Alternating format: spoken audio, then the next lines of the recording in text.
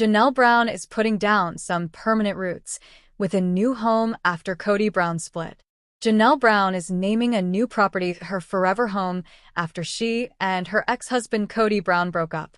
The Sister Wives star, who is 55 years old, wrote on an Instagram reel on December 19th, "Not West Virginia, but my new home." Related, Sister Wives marry on why everyone's lots on Coyote Pass are different sizes and Christine's solution to the problem at the end of the post.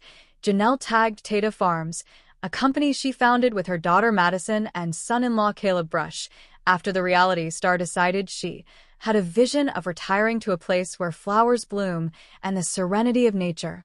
Janelle introduced fans to Tata Farms in a September 22nd Instagram post of the trio looking ecstatic as they posed for a group photo outdoors. Related, Janelle Brown spends daughter Madison's birthday with her for the first time in years. Before ending her caption, Janelle shared the Tata Farms motto, "Building beauty from the ground up." Before starting her brand, the TLC star explained why she was still living in Flagstaff, Arizona after she and Kody announced their separation in December 2022. "One reason I like living in Flagstaff is that 3 of my 6 kids live here." She admitted this in an Instagram post from November 2023. "Gabe or Garrison can come to see me at any time, and Savannah is still at home with me." Garrison killed himself in March 2024 at the age of 25. Janelle and Kody got married in 1993, making her his second wife in their multiple marriage after Mary Brown. Christine and Robin, who are also sister wives, eventually joined, although he is currently solely married to his 4th wife, Robin. But Flagstaff had a peaceful autumn morning. The leaves were turning a burnt orange and golden tint, covering the streets with the colors of change. Christine sat on the back porch of her house with a steaming cup of tea in her hands and looked out at the mountains. She had been feeling sad and nostalgic recently. The family had changed so much, broken in ways she never imagined possible, but one memory kept coming back to her: the commitment celebration. It had been more than 10 years since that night, but it still felt like yesterday. The Brown family was still somewhat new to the public at that time. The kids were smaller, the women were still getting used to each other, and Kody, well, Kody still had that unshakable faith that he could handle everything. He came up with the idea for the commitment celebration. He wanted something that would remind each wife, child, and even himself why they had chosen this plural life. The place was basic but lovely. They had hired a big lodge outside that was close to the Utah canyons. Fairy lights hung from wooden rafters, candles floated in glass jars, and the kids constructed centerpieces for the tables. The ceremony wasn't legal. It didn't have to be. The legislation didn't matter. It was about the heart. Mary wore a deep green dress, Janelle wore a navy blue dress, Christine wore a mustard yellow dress, and Robin wore a burgundy dress. Kody had on a tan suit and a brown waistcoat. His hair was still wild and uncontrolled in the breeze. Under an arch of desert flowers, they stood with all of their kids. They smiled, laughed, and sometimes teased each other like only siblings can. That night, they each took turns making promises to each other and to Kody. Christine had promised to be more patient with Janelle, even when they didn't see eye to eye. Janelle promised to help Mary with her business goals. Mary said she was having a hard time, but pledged to keep trying. Robin said she would honor the ties that had been there long before she joined the family. Kody, who is quite emotional, took each of their hands and said, "This life may not be easy, but it's ours. I choose each of you every day, over and over again." They closed the night with dancing, laughing, and even crying. It was a time when everyone was together, and everything felt good. Years later, Christine felt the weight of how far they had come and how far apart they had become. Mary was usually by herself, trying to figure out who she was again. Janelle had become very independent and was constructing a life with her kids by her side. Robin stayed with Kody, but their relationship seemed more difficult than it had been. And Christine had the guts to leave on her own. That night, the commitment celebration was still real. It wasn't flawless, but it was real. Christine remembered that love used to exist there, even if everything had changed. She took another drink of tea, smiled to herself, and said softly, "We tried.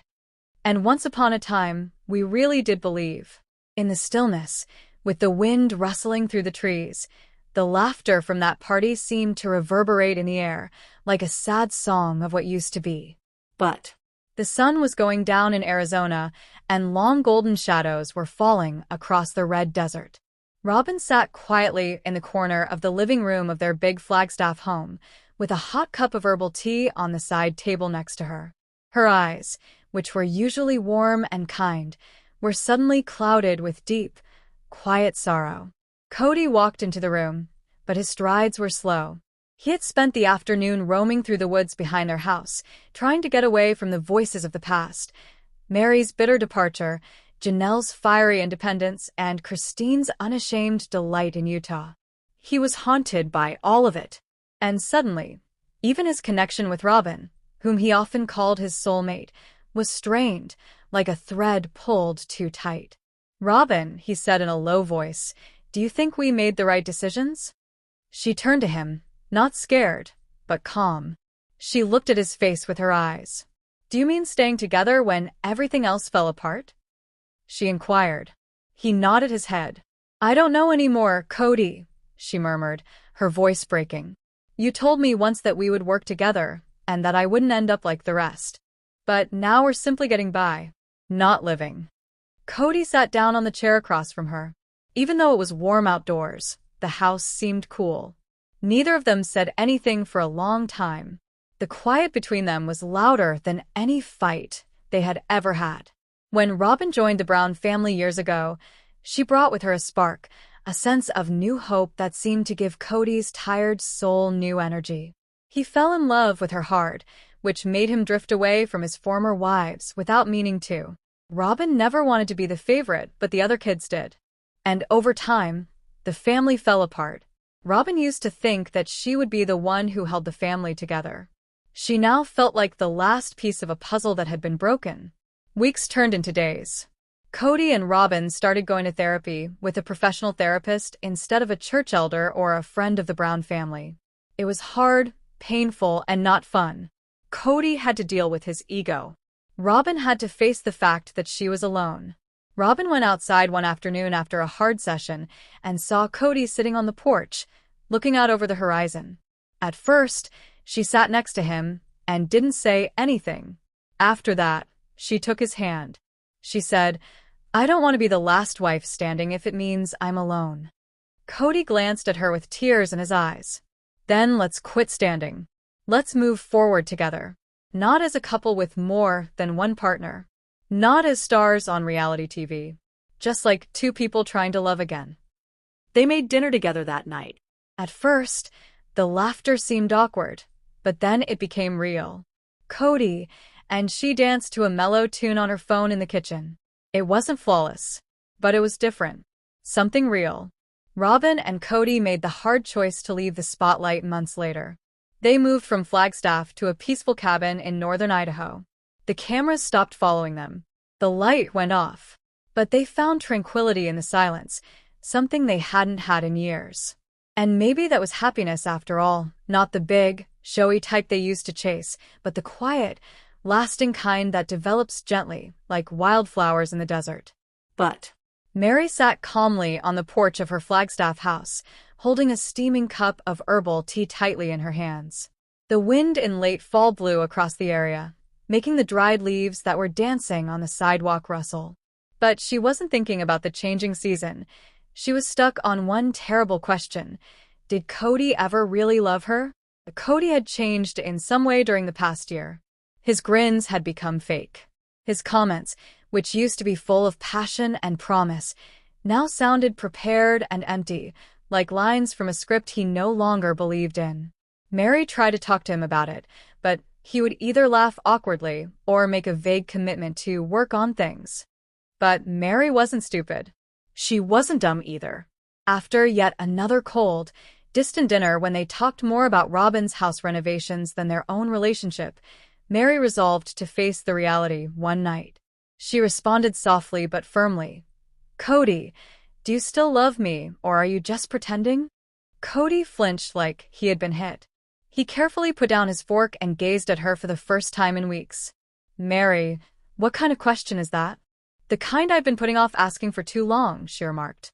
"Because I was afraid of the answer." He sighed and leaned back in his chair. The silence between them grew thicker, like fog. He finally said, "I don't know. I care about you, Mary. But I guess I fell out of love with you at some point. I thought I could pretend to be okay until we discovered it again. Maybe that was a lie to both of us," Mary said, blinking back the tears in her eyes. The truth hurt, but it also felt strange good. At least the acting was over now. She whispered softly, "You should have told me." "I didn't want to hurt you," Kody said. "You should have respected me enough not to fake love. And maybe, to be honest, I was attempting to protect myself too. Because I felt horrible and didn't want to look like the evil person." She got up from the table and walked to the window. From being the one who gave up. It was now fully night. In the black sky above the woods, the stars flickered without making a sound. She didn't turn back and said, "I deserve real love, Kody. Not performance. Not an obligation. I don't want to be someone's duty." Kody walked up to her, but didn't touch her. "I know. I agree with you. We've been holding on to something that's already broken." Mary turned to him, her gaze clear and steady. "Then it might be time to let go. Not with hate, but with truth." They stood there in quiet, the weight of years of lying gently lifting from their shoulders. Mary had a peculiar sense of tranquility for the first time in a long time. Not because she was losing Kody, but because she was finally getting to know herself. But it was a clear Saturday night in Flagstaff. Christine had asked the family to come over for a healing dinner to reconnect and remove the tension that had been building since she left the poly marriage. Janelle thought about it before responding. Christine's departure from Kody had changed everything, and Janelle had been quietly dealing with her own feelings of being disconnected from the family. The table looked great, with gentle candlelight, fresh wildflowers in mason jars, and Christine's excellent Navajo tacos steaming on porcelain plates. Christine smiled hopefully and looked down the driveway every few minutes, waiting for the others to show up. Janelle was the first to arrive. She wore a cardigan in a neutral hue and looked like she was being pleasant but careful. She hugged Christine politely, but her body language showed that she was stiff. "Thanks for coming," Christine responded, attempting to sound happy. "I wasn't sure if I should," Janelle said honestly. "But I thought we should talk at some point." There were a lot of unspoken words in the air. When they sat down with their plates, the conversation started with the typical small talk about the kids, the weather, and the garden. But Christine softly broke the tension on the surface. "Janelle," she said, "I know things have been strange since I left. I didn't mean to leave you behind. It was never about you." Janelle set down her fork. Her voice was calm, but her eyes were full of emotion. "You did leave me behind, Christine. You left all of us. And you didn't look back." Christine's face sank. "That's not true. I looked back every day. But I had to choose myself. I was drowning." Janelle took a breath. "And what about me? I stayed. I tried to keep this family together while you ran off with David and started a whole new life. Do you even think about how hard that's been?" Christine stretched across the table, her eyes now moist with tears. "I think about it all the time. I never wanted to hurt you, but I couldn't keep pretending to be happy. I just want us to find our way back to each other, not as sister wives, but as Janelle and Christine friends." There was a lengthy pause. Janelle folded her arms and sat back, her gaze furrowed in thinking. She finally added, "I don't know if things will ever be the same, but I do miss you." That's when the front door opened and Savannah, Janelle's daughter, walked in, followed by Christine's kids, Michaelty and Truly. The kids came in laughing, and the tension in the room seemed to go away. Dinner started again, but this time it was lighter. The past was still there, like a shadow in the corners of the room, but for now, Christine and Janelle were two women trying to save a friendship in the middle of a broken family. Christine looked at Janelle and murmured, "We'll be okay. Maybe not today, but someday." Janelle nodded without saying anything. They were drinking warm cider and watching the kids play in the living room. And for the first time in a long time, they smiled at each other for real, not as sister wives, but as women who were finding peace in their own ways. But the sun was slowly lowering over the Utah hills, sending golden rays on the most surprising love tale in the sister wives' legacy, Christine Brown's wedding to David Woolley. As soothing instrumental music played in the background, TLC cameras zoomed in on the lace details of her beautiful ivory dress. The scene was perfect for a wedding, but it was also perfect for a long-awaited moment of freedom and new love. Christine stood in front of the mirror while her daughters helped her finish getting ready. Her eyes shone not simply because of the makeup, but also because she was now really embracing her freedom. The days of shared affection, quiet pain, and broken promises were over. Now, she was going into a future where she was the only queen of a man's heart. Aspen said, "Mom, you look beautiful," as tears filled her eyes. Michael T. said, "I've never seen you this happy," and held her mother's hand warmly. The camera moved to David, who was waiting at the altar with a calm, yet sad look. He wasn't simply marrying Christine. He was marrying everything that made her who she was, including her grief and courage. Kody Brown was in Flagstaff, sitting in his living room and watching the program on TV with a rare look of stillness. He said, "She really did it. She found someone who puts her first." He didn't go to the wedding, even though Christine invited all of the Brown family.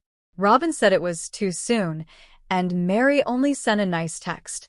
Only Janelle, who was loyal to Christine to the end, came with her sons and clapped louder than anybody else during the vows. "She deserves this," Janelle said quietly to a producer behind the scenes. She finally made the choice for herself. The event was held outside in a rustic setting with mountains and pine trees all around. David's eyes were on Christine the whole time. She came down the aisle to a quiet piano version of A Thousand Years. Before she got to him, he mouthed the words, "I love you." They clasped hands, made promises to one another, and talked about healing, faith, and second chances. Christine said, "You made me believe in love again," in a calm voice. David grinned and said, "You taught me that loving a strong woman is the best thing a man can do." The guests cheered when the pair sealed their vows with a passionate kiss. Drama at the reception? Not this time. Fans thought there would be some tension behind the scenes, but there wasn't a big fight or any bad feelings between the sisters and wives. Instead, Christine's kids gave presentations about how much stronger she had grown, and the night was full with dancing, laughter, and speeches. Christine's youngest child, Truly, gave the last toast, which no one saw coming. "To my mom," she said, standing on a chair with her root beer glass raised. "She taught me to never settle, to always smile, and to dance like no one's watching, even when millions are." The wedding special ended with a sweet montage of their honeymoon plans. David teaching Christine how to ride a motorcycle, and the two cuddling by a bonfire and laughing. In her last interview of the show, Christine looked straight at the camera. She said, "I don't regret anything from my past, but I'm so enthusiastic about the future with David. Sometimes, the best chapters come after the hardest go channel." TLC faded out with this quote on screen. But Christine Brown opened her bedroom window to let in the cool Arizona air just as the sun was starting to rise over the red rocks of Flagstaff. Today was not just a normal day. It was the day her girls had been looking forward to just as much as she had. The day they got ready for the wedding.